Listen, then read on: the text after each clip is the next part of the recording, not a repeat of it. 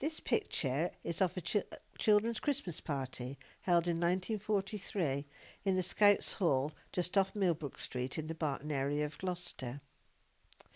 I was 6 years old when this picture was taken, and in the photo I am standing in the second row from the front wearing a checked blouse, skirt and a short jacket, which I remember was of dark green velvet and made by my mother, probably from one of her own dresses.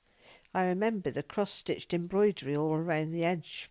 We were all smiling broadly in this picture, and are each raising one arm in the air as if in triumph. We all looked cheerful and fit, even though it was during wartime. I don't know who organised the party, but I recognise many of the faces in the photo. There are at least 7 children from my street, Windmill Parade, including my friend Jean, some from Twyver Street, Millbrook Street and other parts of Barton. In one corner of the photo, the top of a Christmas tree can be seen, with wrapped present attached, so hopefully we all got a gift. I just can't remember. During the war, people went out of their way to try to ensure that life carried on normally as possible, especially for the children, and parties like this also helped to raise the morale for everyone. This was taken in 1944, of a scene from a concert in which young members of the Girls' Life Brigade from the Tabernacle Church in Derby Road took part. The 10 children in the photo, aged from about 6 to 8 years old, are on stage dressed as nursery rhyme characters.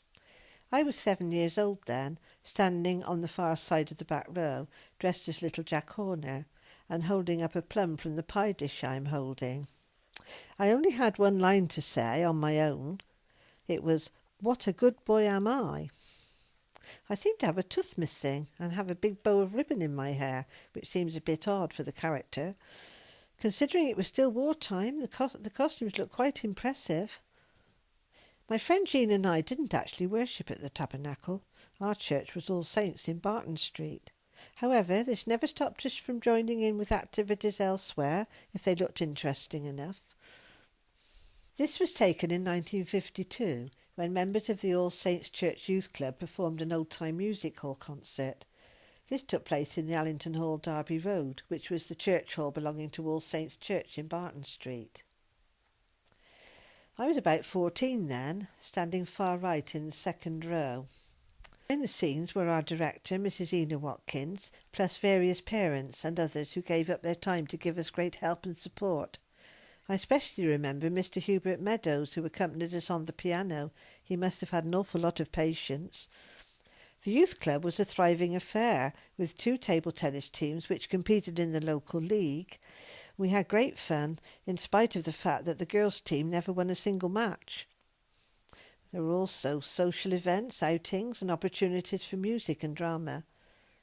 Its members, mostly aged between 12 and 16, met every Friday evening in the Allington Hall. In those days, most of the secondary schools in Gloucester were single-sex schools, so it was nice to be able to mix socially with boys and girls at the youth club, and this probably accounted for much of its popularity.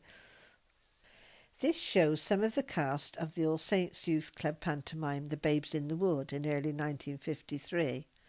We're dressed as Robin Hood and his merry men. I was one of the merry men. Robin Hood was played by Brenda Rogers and Maid Marian by Valerie Aubrey. I am on the front row, far right. The girls in this photo are aged between 14 and 16 years old. For some of us, this pantomime would probably have been the last time that we took part in a youth club production. Many of us would have left school in 1953 at the age of 15 or 16 and would have joined the adult world of work. But I'm sure that, like me, most of them would have had happy memories of their time at All Saints Youth Club.